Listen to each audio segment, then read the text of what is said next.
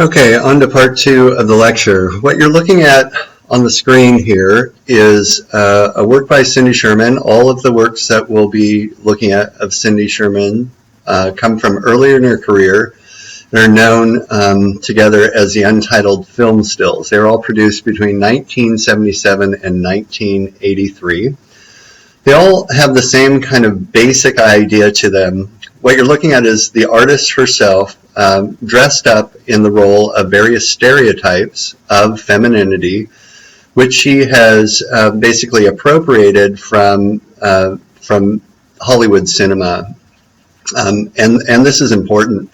One of the ways that these works were originally understood was in relation to a famous text that is an optional reading for you that you can find kind of anywhere too, by Laura Mulvey, called Visual Pleasure and Narrative Cinema, that in short was trying to point out some of the ways that big Hollywood movies fashion ourselves in this kind of viewing dynamic to identify with the characters that are in the movies, and that when you look at them, of course, the male figures, the protagonists, are oftentimes, of course, represented as the typical kind of humanistic subject, the individual, the person with agency. And so earlier on in the first lecture, I made a reference to the way that, of course, a subject is a positionality within language or within a representation. And that positionality can be found in movies all of the time if you take the position of the main protagonist as the subject, the one that is most important. His position is defined through the narrative, through the story, right, through the entire plot line. But he's also the character that has, power. Let's take a typical example of a James Bond movie, kind of the quintessential Hollywood cinema, where James Bond, of course, is someone who moves all the action. He has power to defeat villains. Every female that's in there is an object of his desire, who he has more or less control over, at least up until the more recent ones. But even then, I would argue that in the end, he's the person who's in control. Everything's done in these movies so as to align the presumptive male viewer, person going to the movies and sitting in the dark cinema, with that protagonist. And thus, kind of vicariously, we attain the position of a very powerful humanistic subject who is able to do all these fantastic things, right? So in this famous article by Laura Mulvey, one of the things that she pointed out is not only that that occurs, but that this affords a position for the presumptive female spectator that is really asymmetrically aligned with the power of the protagonist. This is what is meant when I pointed out in your readings that you should pay attention to the idea of, they say that a lot of Cindy Sherman's work forced the female viewer in a kind of transvestism. What is meant by that is that in these movies, and again, for the purposes of this argument, and this is certainly a criticism that Laura Mulvey's original essay took, it's presumed that the audience members are heterosexual, which of course is not accurate to all of us out there. But in this case, if you're presuming heteronormativity, as it is called, the norm of a heterosexual viewing subject, if you're a woman in these movies watching the scene unfold, it's not entirely easy to identify with the protagonist to attain the male role, because this is not a position you occupy in your everyday life, and many of the things that protagonist is doing, James Bond in this case is doing, may not align with your own desires, right? So that you may not desire all those female characters falling at your feet and saying, "Oh, James," all the time and so forth, and it affords you less of the pleasure that is afforded to a presumptive heterosexual male audience member. The transvestism that is used as a metaphor here, and I think it's a little bit of a problematic metaphor, frankly, is that the female viewer then finds herself identifying, at least partially, with the female characters in the movie. This is partially a matter of the way that identification works. We tend to identify with things that are like us in the world, representations that are like us. And in the James Bond example, for instance, a woman might find herself identifying with these objects of desire of James Bond, which is problematic because you become just an object, something that is a play toy for James Bond. Many times in the early movies, of course, you're slapped around. You're clearly at the beck and call and subordinate to the main protagonist and so forth. But what Lauren Mulvey goes on to point out, and this is fundamental to our argument, is that those forms of identification, even if they go against our better judgment, are something that we do all the time in the world through the process of self-surveillance and through the process of identification with representations around us. So, for instance, what is being said is that if you identify with a female character in a James Bond movie, one of the reasons that you might do that is because you're identifying with her, with the things that society values from her attractiveness, her ability to seduce James Bond. These are all things that have been taught to you from a very, very early age that are highly esteemed from the gender woman, right? To be attractive, to be alluring, to have some kind of very circumscribed, I would say, sexual power in these situations. You can expand this, of course, to contemporary magazines. Certainly, going all the way back to Berger's argument, where he drew a parallel between representations of the reclining nude and contemporary fashion magazines of the 1970s. We can see this still working today. I mean, many people, and I point this out a lot in our face-to-face classes, many people will notice that when you're walking through a supermarket checkout stand, the magazines, Elle, Cosmopolitan, whatever it might be, that are pitched towards women, have on their covers very, very beautiful women, and you might think, okay, I certainly do. These seem to be addressed to me as a heterosexual male because that's, something that I desire, these beautiful women. So why are women buying these things? And the argument goes that they're buying them because they are seeking to fashion themselves in accordance with the male view that's in their head, a patriarchal view in their head of what is desired from women, how women are esteemed, how they can gain some kind of attention, and so forth. In other words, we identify ourselves with these representations because there's a kind of subtle reward system in play. And this brings us to a big idea that comes up in the reading by Linker that comes out of Michel Foucault's thoughts about power. We oftentimes think of power as something that is exercised through discipline or a kind of action that is able to reprimand us or hurt us in some way, some kind of exercise of control that is forceful and maybe even physical, right? So that traditionally one might think of power as something that forces you to conform. And what Michel Foucault is trying to say is that power it's kind of like an electrical current. It's neither good nor bad. And in most advanced societies, power is not something that is, an exercise of physical control, but rather occurs through solicitation or legislation or in subtle ways making us conform with societal expectations. And that the way that we do this is less a matter of, let's say, you don't act like a woman and someone says, you're not acting like a woman and we're fining you or something of that sort, but rather that you are given rewards, very subtle rewards, for conforming to societal expectations. The more you align yourself with those ideological assumptions about what a woman is or what a man is, the more you're likely to be accepted by and validated by society, which we all seek, right? We all seek out that kind of validation. So then coming back to Cindy Sherman's work here, what she's doing, she's playing the part of a stereotype.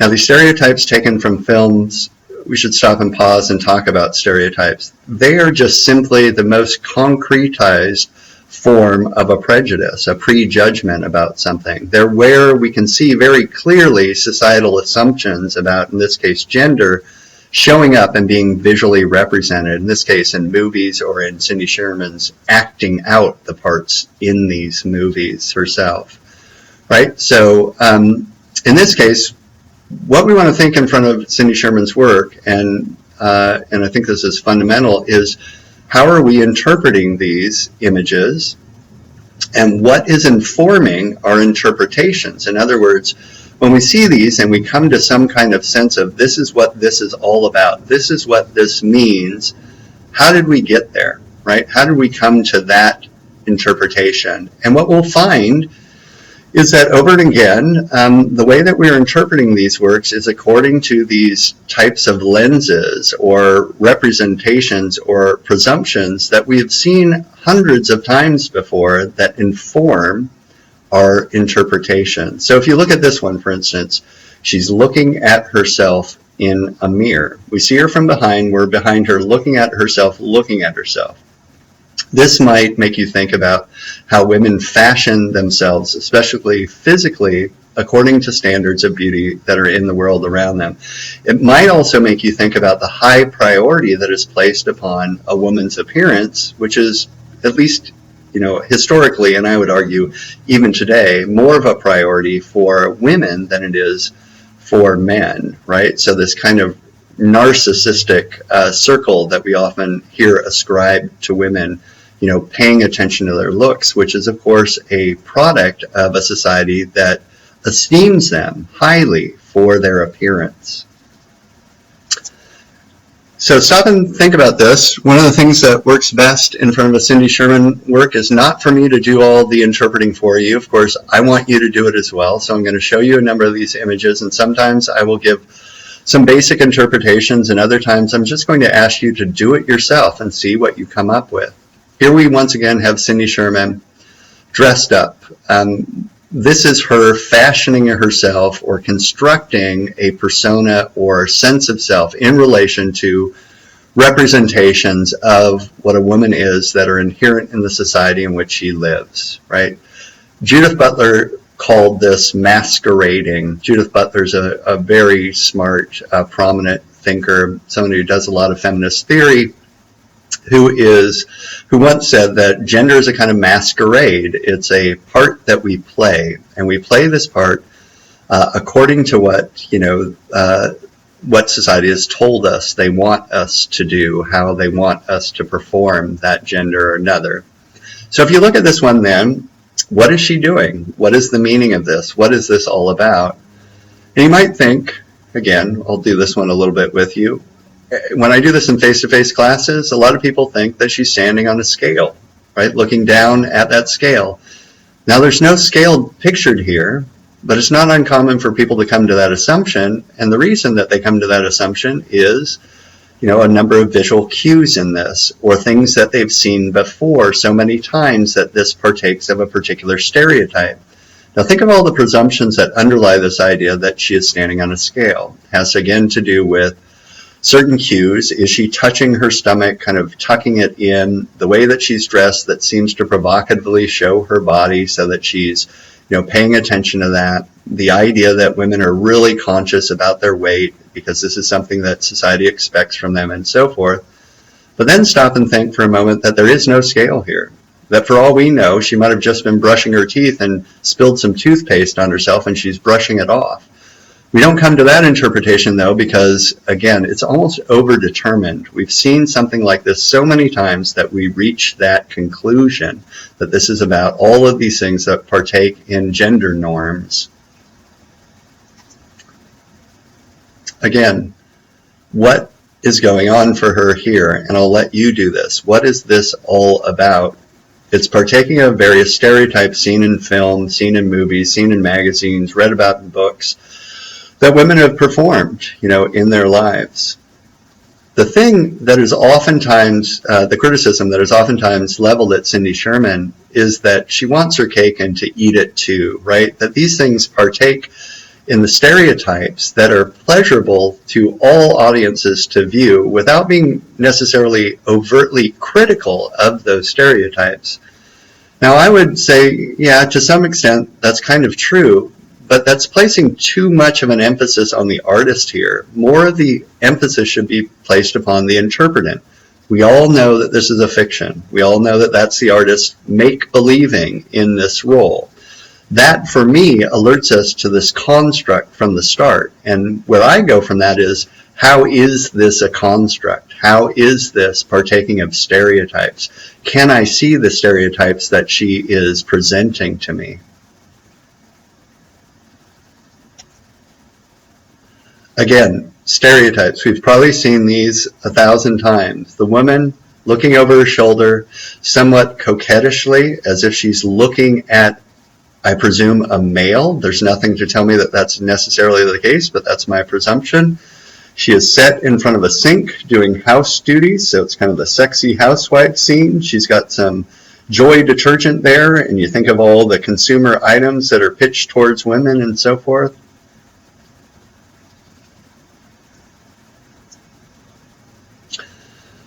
Not so coquettish anymore, a little bit more the angry housewife. She's come home from market, her groceries have spilled on the floor. She's pretty angry about the situation, or at least that's what I read from her, the look on her face. But there are all these other things that are going on here.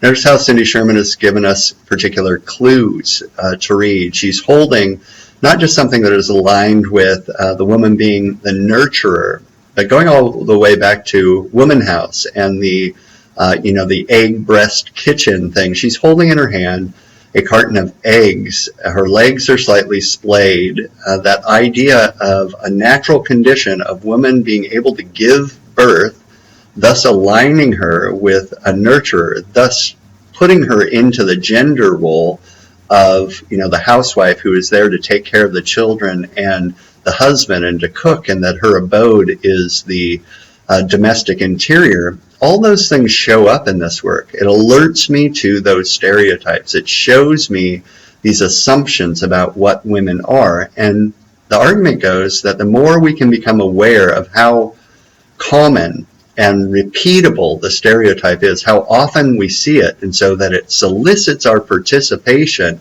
in playing the part of these stereotypes, the more power we can have over those stereotypes.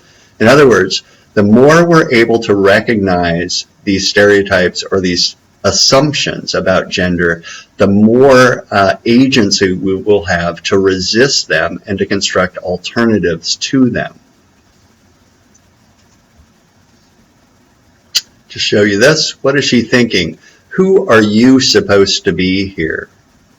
How often have you seen this representation of women?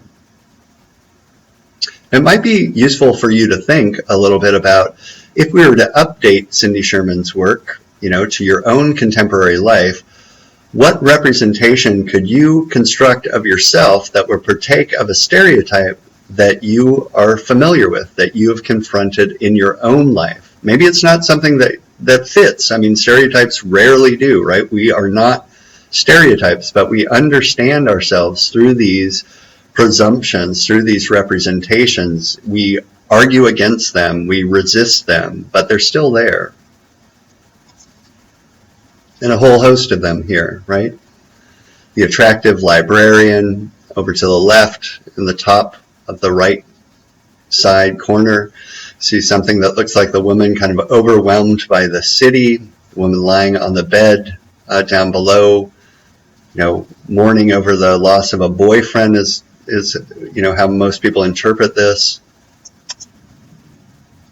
Or one of these big ones. This one's very good to kind of come to assumptions about. I mean, who is she? Does anyone out there think that this is going to end well for her, right? We've seen this a million times. Sets her up, and only sets her up this way because of certain things that we've seen in advance of this picture, certain stereotypes about femininity that we're familiar with as an ingenue, as someone who's naive, who is not powerful, she's sitting out there with a suitcase. What's going to happen next? Is she a runaway? Is she going to get hacked up and put in the trunk of a car? I mean, the whole idea of her being, in a way, a passive or acted upon figure in a scenario where the power is whoever's coming around that corner in the car is kind of set up by all of the images we've seen before that look a lot like this. And of course it partakes of all these assumptions about women's powerlessness, about what is done to women, that that exist in the world around us. The starlet. I mean, how many out there, despite knowing better or realizing that, of course, our pop stars are, in a sense, representations. We only see the part that, you know, they perform for us. Oftentimes, our models, certainly early on in our lives, we're much more beholden to kind of modeling ourselves after these very kind of seductive characters in the world.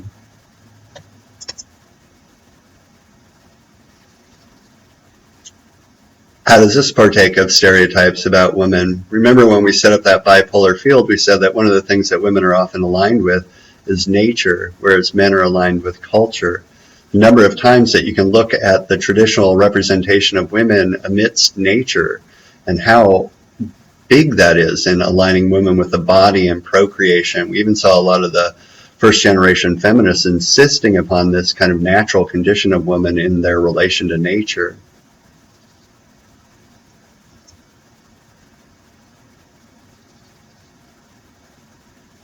What assumptions do you come to here? Did she walk into a door? We probably think not. Was she battered? I mean, we've seen it so many times that we think this. Why is that so commonly represented in films and media and so forth? We know that it occurs in the world, right? We know that that occurs, but what relation does the stereotype or the persistent representation of the battered woman have to the actual facticity of women being battered housewives and so forth?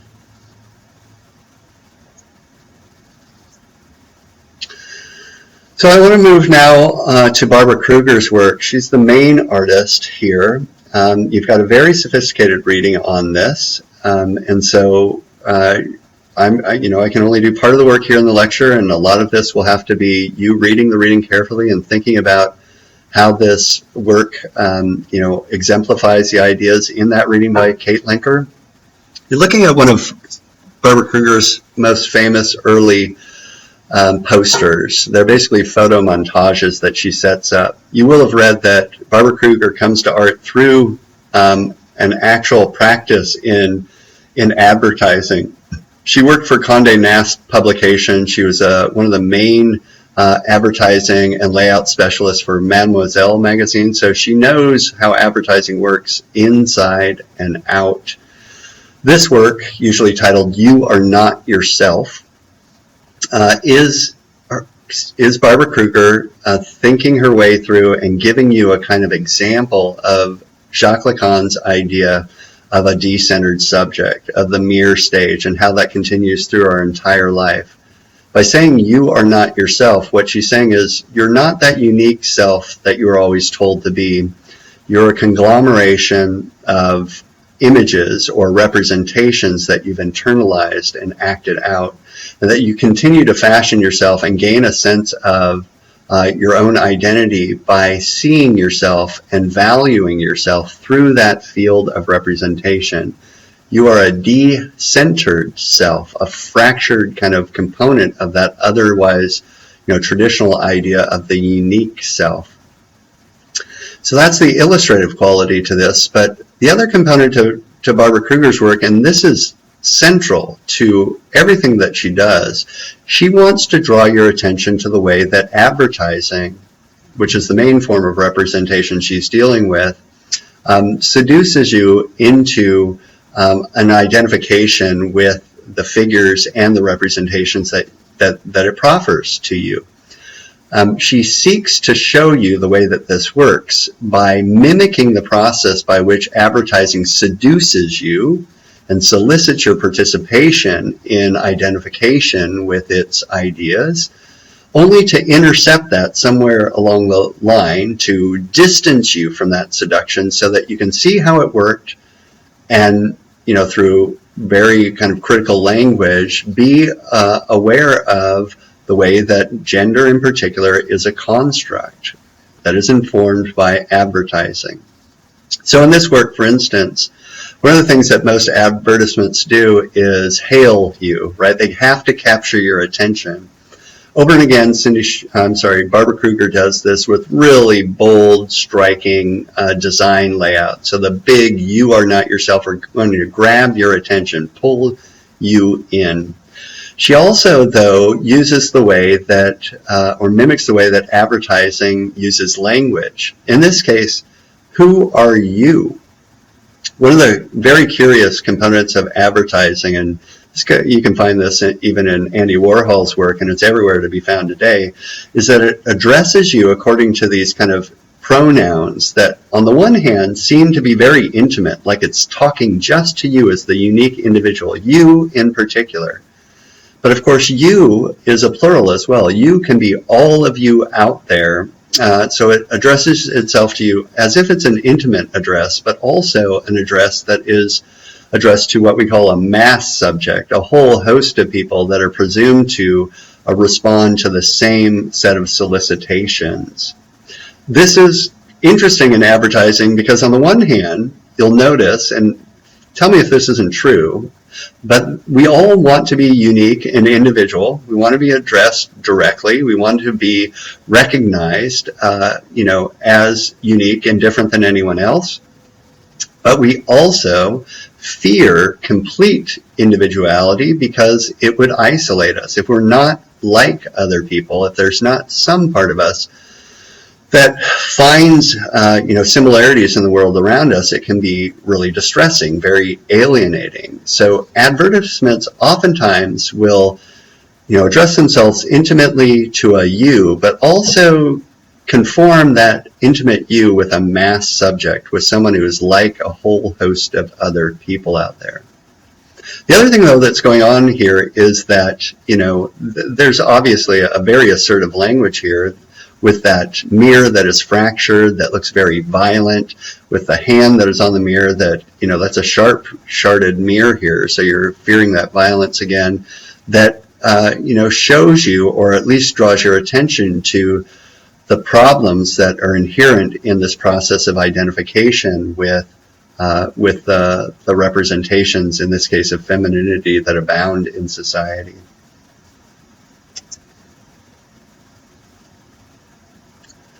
Help, I'm locked in this picture.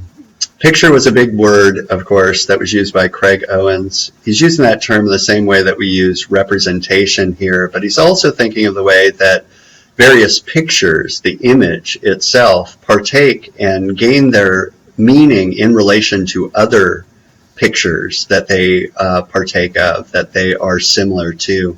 Or another way to put this is that it's an entire field of representations, the entire discourse of gender, all the things that have been said about it, that, of course, we are understanding ourselves through and in relation to. When Barbra Kruger here says help, that's the hailing, draws your attention in. So does the red. The very simple language, I'm locked in this picture, what does that mean? I am locked in this representation of myself. I am subject to the representations around me. Representations have this effect, right? They are the lenses through which we see ourselves as well as others. Hopefully you can make sense of this one now. It's a big critique, among other things, not only of this bipolar field of representation or binaries when it comes to gender, it's also a critique of first-generation feminists. Most of these artists that we've been covering have no sympathy for the idea of essentialism. For them, naturalizing the condition of women as essentially one thing or another just locks them on to one side of the equation, right? Doesn't allow them to expand beyond the traditional assumptions of what gender is. And so a lot of these second-generation feminists are very critical of the idea of revaluing or redefining anything essentially feminine because they believe that gender is a construct. One of the big ways, of course, that field of gender dichotomies unfolds is according to the nature-culture distinction, or the mind-body split, right? So in this case, we see we won't play nature to your culture. We're not going to just be aligned with nature and our bodies and all of those things that traditionally have been ascribed to women. That's not natural. It's a construct, right? Her eyes have been blinded here by the leaves that have been placed over them. She is sunning herself, one presumes, to make herself more tan or something, partaking in that idea of feminine beauty. They're not going to play those parts anymore. They're going to criticize all the traditional values, deconstruct those norms. The reason for this is simple, and I don't want anyone to get off on the wrong track here. We've seen, and it's very important for you to, of course, associate this with your own experience, but we also have to be aware of the historical moment in which these things exist. To criticize a first-generation feminist for being essential is fine, but you have to recognize, of course, that at that moment, it was really important to build a constituency of women with shared common experiences, with shared concerns, and to do that, strategically aligning yourself with essentialism seems very important to me. It's a kind of step through which just about all groups involved in identity politics go through. But to then figure out that these essential qualities of women are as much of a prison as they are a liberation, as these second generation feminists did, is important as well. They are, in a way, criticizing heavily traditional values of women, and that might be bothersome to many of you out there. Like, they have no patience for this alignment of women with beauty or appearance, or women with nature, or women as moms, because they feel that those things are so over-determinative of women's experience that they have no other way of thinking their way out of it, of fashioning themselves according to other possibilities. Now, your experience might not be like that. In fact, it very well may not be like that, and it may change over your life. Right now, you might think there's nothing particularly wrong with me aligning myself with these traditional values of women, and then maybe later on you'll find that some of them are too strict for you, or not. It doesn't matter. At this moment, I think the best way to deal with these works of the second generation feminists are to realize that they're contesting some really common stereotypes of women because they see them as too determinative of women's experience, too determinative of women's sense of self. And they need to take them on head on. There's kind of no room for saying, well, in some situations, it's okay if you're like this. They want to take them on, collapse them, deconstruct them, and then if we reconstruct them in new, circumstances, so be it. This is one of the most famous early posters by Barbra Kruger. Your gaze hits the side of my face. It's a fairly straightforward and, on the other hand, fairly complex idea. The gaze at this point is the male gaze that she's referring to. She's, of course, very well aware that Jacques Lacan does not gender this gaze. But, of course, we have said over and again that gaze in the mind of a woman tends to be aligned with patriarchal values.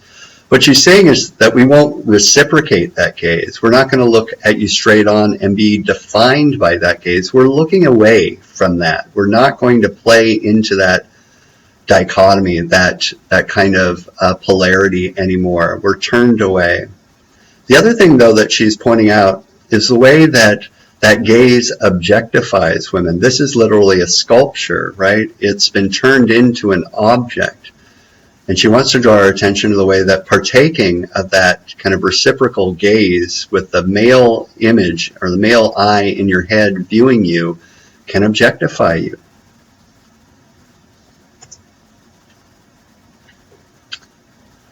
You are seduced by the sex appeal of the inorganic. Think about this. How many times have men been taught that their desire is premised upon the idea of a woman being passive, a woman being an object of their desire? We see it in representations the world around. It's worth, again, reiterating this idea that men as well as women are products of this field of representation.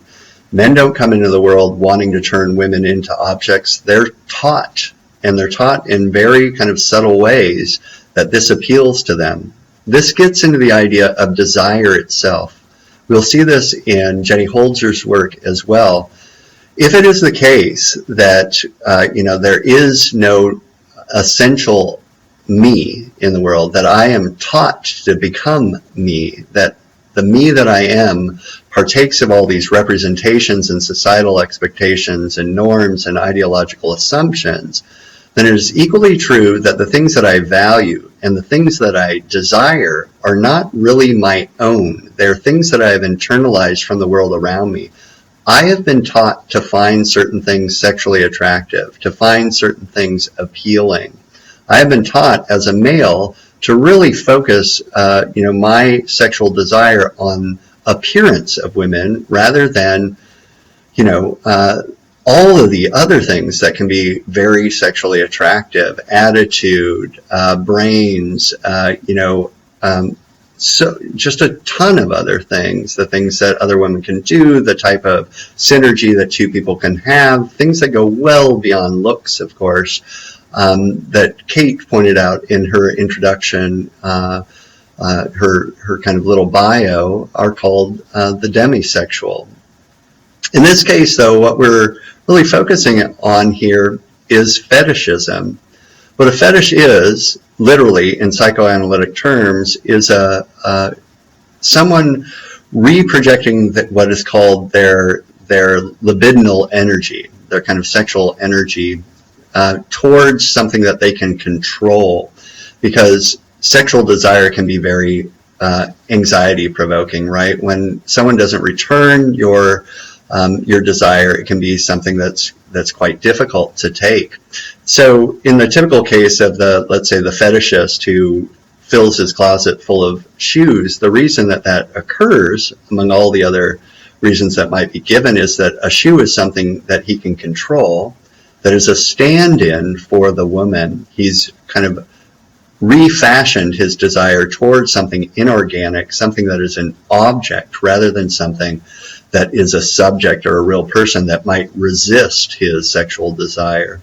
What Barbra Kruger is pointing out here is that there's so much of male desire that is premised upon the idea of a passive female, that we need to be aware of that, and that to women, that of course this is something that they might fashion themselves into as well, because everywhere to be found in the world, it's that if you want to attract a man, these are the qualities that you need to hold, and one of them is oftentimes attractiveness coupled with passivity. This is a big idea. I just brought this Kruger work in to announce something that's coming up. Radical difference. So this is called You Destroy What You Think is Difference. Radical difference, of course, is something we'll come across when we get to post-colonial theory. Destroying difference is to destroy something that is not assimilatable into your own kind of worldview of things. This is something that is always a power operation. One of the critical thinkers of the German school, Jürgen Habermas, always pointed out that we can't understand difference, because in the process of understanding something, we always have to interpret that difference into something that we already know. So difference is something that needs to be tolerated, but it's something that can never be understood, meaning we can't fit it into our worldview, because in the process of fitting it into our worldview, we're assimilating it, we're changing it to make sense to us. So one of the things that she's getting at here is that anything that runs counter to patriarchal values gets destroyed in that kind of assimilation.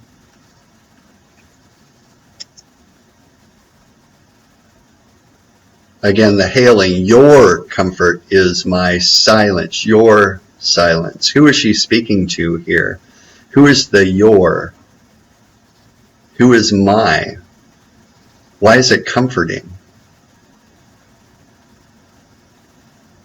Is this true?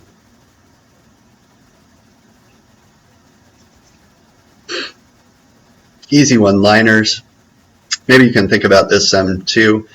I think we're all a little bit, well, not all of us, but many are very kind of beholden to this idea. Shopping is a form of exercising one's desire, right? You buy items that fulfill particular desires. Buying a new pair of shoes or something, I'm as guilty of it as anyone else, can make you feel good for a little bit of while. It's a way to, consumption as a way to kind of exercise your desire. But it's hardly the thing that makes you who you are, or is it? How much of your ability to buy, to have the money to go out there and exercise this ability to buy, and what you buy, functions as a part of who you are? How much more aligned is this with women? I mean, already my 15-year-old daughter is running off to the mall just about every weekend to buy new clothes and so forth to fashion herself according to, the desires of, I presume, her peer group and representations. What do you say about those things, right? How do you deal with those things? Now, again, remember that at this moment of time, just pointing out these ideas that consumption, and by the way, what are you being sold as a woman? Think of all the advertisements that are pitched to you. What are the products that you're being sold? How often are those aligned with gender norms? How often do those kinds of exercises of being able to buy something then fulfill the prophecy of you becoming a particular stereotype? This was done at a time where people weren't talking about this much. Today, again, I guess we could give a little nod at this and say, yep, you don't want to define yourself entirely according to consumption, but what wiggle room is there in this whole equation? The other big one that Barbra Kruger oftentimes takes as her target is culture at large. This is a nice one here. We've got the image of a kind of ventriloquist dummy in the background, and over the surface of this, the big word is culture, right? And obviously that ventriloquist dummy is hardly an image of culture. It's more probably aligned with the idea of you being a dummy in buying into the idea of culture. And then in the smaller verbiage, you see, when I hear the word culture, I take out my checkbook. What is she saying here? Well, one of the things she's saying is, once again, culture is defined by those who have the money to buy it. That we actually, of course, whether we want to or not, and this was so apparent to me when I went to the Seattle Arts Fair last year, whether we want to admit it or not, the big names in culture are often the ones that are being patronized, who are being paid by the people who have the most money out there. So culture gets defined by, this system of power in which those with privilege and money are able to determine what is assumed to be culture. And this is brought up again here. You invest in the divinity of the masterpiece, right? What is a masterpiece? How did the whole canon of art history come about? Who determined what are the great masterpieces in history, and how often are they aligned with patriarchal values? This, the background of this, divinity, draws our attention to the way that, in a way, it's almost understood that the entire kind of tradition of great masterpieces is almost like created by divine artists that were one step away from God. That was certainly the idea of the image that you're seeing in the background here. It's obviously the Sistine Chapel ceilings image of Michelangelo's creation of Adam in the background. And by the way, Michelangelo is oftentimes referred to as Michelangelo the Divine. This is the time where artists were understood as being kind of inspired by divinity to create their great masterpieces. And I'm not sure how many people actually buy into that today, but we don't oftentimes stop to think, how did the canon of art history and culture come about? Why are these the works of art that we study rather than other works of art? If you delve into this enough, you'll figure out that these works of art, of course, have been chosen because they partake of the values that are inherent in our society, and then we place these in the pantheon of great works of art, and we teach them to students as great works of art, which then, continues this process by which we're kind of repeating or extending these patriarchal values that are aligned with these works. And that's not to take anything away from Michelangelo, right? It's just to say, how did these things ever get valued in the first place? Why these works of art above others? And the answer is because particular values inherent in a society, which are based upon particular sets of ideological positions, determine them to be the greatest works of art of time. And if you don't, partake of those values, then what's the alternative? And one of the big ones, even today, these works of art, by the way, were created right around the time of the first contest of Roe v. Wade. Your body is a battleground, right? It really is. This is a fundamental thing to be concerned with, whether you are pro-life, as they say, or, pro-abortion rights. This is a big one. Who gets to legislate how you use your body? What authority determines that? And then I should also say that while these works were originally produced as posters to be exhibited in exhibitions, of course, many of these works are produced to function in the public realm as well. So you see Your Body is a Battleground here next to an advertisement for a pro-life cause. Or on the side of buses here, give your brain as much attention as you do your hair and you'll be 1,000 times better off. Or nowadays, these works take the form of large installations. And I've given you a video of an interview with Barbra Kruger that will show you some of these images in a more recent exhibition, so that you're completely surrounded by these solicitations that mimic the processes of advertising culture, so as to kind of get you aware of the way that you're constantly being solicited by representations around you to either respond by identification with them or respond negatively in reaction to them. They just are constantly inflecting your own sense of self and your own sense of values, and helping you to fashion how you comport yourself day to day. I'll show you a couple more.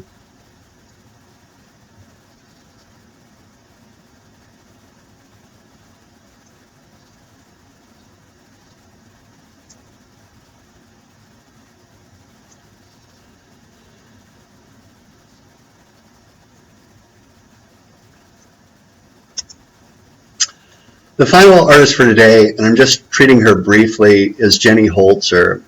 Jenny Holzer comes about the same age. She's a language artist. Most of her work is language statements that are placed on walls or placed in other venues such as LED boards, or even in Times Square, as you'll see. That started off with what were called the truisms, which were produced between 1982 and 1985. Then a lot of these truisms got redesignated as other works of art and shown in different venues. But originally, so the story goes, Jenny Holzer was reading a ton of critical theory, just everything she could get her hands on, and then she was trying to condense these big ideas into little simple one-off statements, which she called truisms, that were a form of catalyzing you to think about what these things say. And they're almost always kind of multivalent, so they don't just have one meaning. They're something that's meant to make you catalyze, or meant to catalyze your thinking about a particular statement. So just think about whether you believe these to be true or not. And I'll leave this up on the screen for a minute and just read a couple of these out. Originally, by the way, she produced these and they went in a gallery, but they also went up on walls all over New York City so that people could read them in the public realm and even respond to them, which led to some very mixed results, I must say. So the big ones that stand out to me, total submission can be a form of freedom. In what realm? Where did that come from? Is that true? Eating too much is criminal. What does that mean, right? There's a fine line between information and propaganda.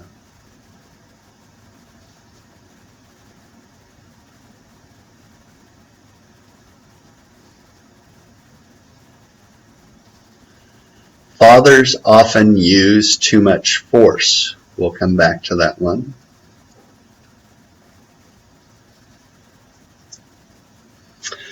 So part of these were placed on, poster boards all around New York City at first. So this one starts out with repressing sex urges is so bad, and goes on and on. It's a condensation of something that she's read, and you see someone responding to it with a crass statement on the top. Other of these had more interesting statements, she said, although I've been hard-pressed to find any of those responses. Remember, these are supposed to catalyze thinking, and so placing them in the public realm and allowing people to write on them was part of that process, although, as I said, mixed results at best here. Then, of course, the next stage, as she got more prominent as an artist, is to buy ad time in various places, such as this one. This is Times Square's reader board. This is a big idea. Again, protect me from what I want. Can you imagine walking into Times Square and seeing that and wondering what that's all about? Now, part of that is, of course, if it is the case that our desires are not our own, that we've been taught to value certain things and that our desires are also a part of our decentered subjectivity, then we can't exactly trust them, which is a curious thing to think of. Like, how many times have we desired, and I know it's happened to me a million times, something that is not particularly beneficial to us in the long run? You know, if our desires come from outside of us, and by the way, I should preface this by saying, oftentimes people think that their own desires are kind of like the most intense or most specific expression of who they are. Like, I like this and I don't like that.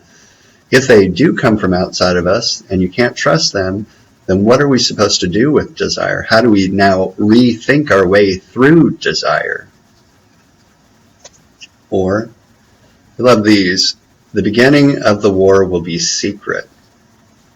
How would you read that? What war?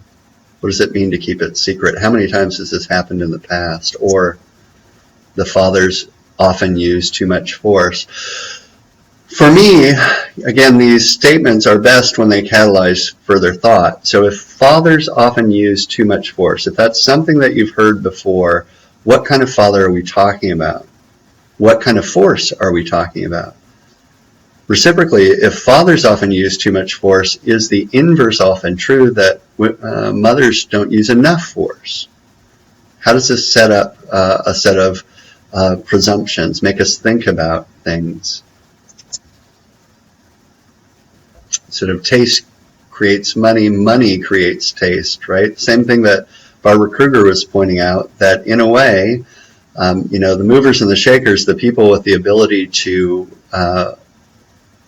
fund things, whether that be art or movies or whatever, are the ones that actually are creating our desires. It's an interesting phenomenon to think about. If desire is produced in us by representations, then harnessing representations or being aware or having the ability to proffer representations in the world, whether they be movies or books or magazines or whatever, seems to be an incredibly powerful position. And if that's all beholden to money, then what do we do about that? How do we get the word out? What are the other forms of, you know, getting viable representations that are alternatives to traditional assumptions that we may or may not, you know, align ourselves with or find particularly, you know, good or bad? How do we create other types of representations of gender, transgender, race, sexuality, and so forth? How do we actually impact the world if it is true that money plays such a big part in the proffering of these forms of representation in the world? Just some other simple, you know, truisms. Again, how do we make sense of this? Because in a way, you want to run away from the idea that murder has its sexual side. That sounds horrible, right? But how many times have you seen a movie in particular that aligns sex with violence? I mean, it's almost impossible to get away from. And why, as humans, do we gravitate towards this? Or myths make reality more intelligible. That's kind of a one-off on the idea that representations make the world intelligible, right? That the world as itself is just an experience, but to bring it into the realm of knowledge or make it a matter of meaning, we need to supply a narrative for it. And of course, Jenny Holzer's work also takes the form of coffee cups and t-shirts and things. She wants to get the word out there wherever she can. Ask the question of how you get these things out there. Well, you get them out there in, you know, many different forms. Abuse of power comes as no surprise.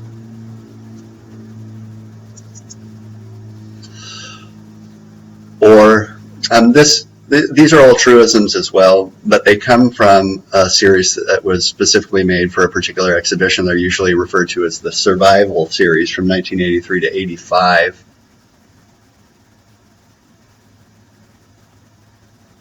My favorite Jenny Holzer, I show you this frankly because my favorite Jenny Holzer truism is right in the middle, because I think it's absolutely, totally true. Spit all over someone with a mouthful of milk if you want to find out something about their personality fast.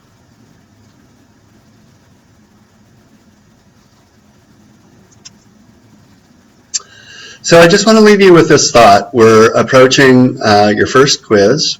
All of our activity so far has been around gender, and specifically looking at first versus second generation feminists, or feminists who are aligned with essentialism in one way versus those who believe that identity when it comes to gender is more of a construct than anything else. So think about, in advance of that quiz, which will be probably a couple of essay questions. Certainly one of them will have to do with comparing and contrasting different generations of feminists or different works of art. So I just kind of leave you with this to get you thinking about that. How are these different, right? What are these about? Barbra Kruger versus Carolee Schneeman's work.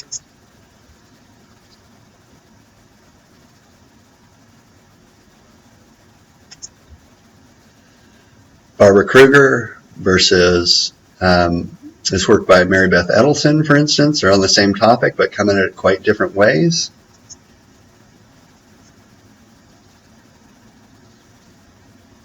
Or Ana Mendieta's work versus Barbra Kruger's work. Or for some reason the slide is not there, but if you think of Ana Mendieta's rape scene versus what should be on the left there, which would be, 3 weeks in May, or, In Mourning and in Rage would be a work that you could think about these in relation to one another. That's what I'm going to want you to do for the majority of the quiz. Be thinking about the differences between these different generations of feminists, how they, the strategies that they employ, the underlying assumptions that they hold, explaining yourself as if you're talking to someone who hasn't taken the class before, and you're trying to tell them, as I've been trying to tell you, what some of the constitutive differences and goals and aspirations and strategies of these different moments were. Thank you, and I will see you next week.